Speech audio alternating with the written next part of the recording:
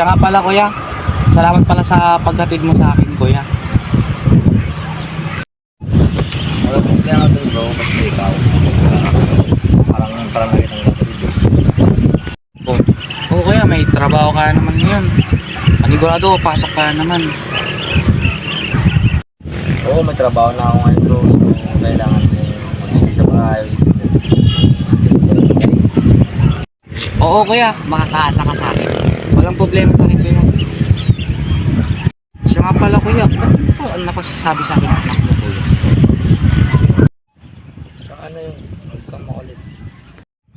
Ano kayang problema? Bakit hanggang ngayon ayaw niya pa sabihin sa akin na may anak siya? May anak ba to o wala?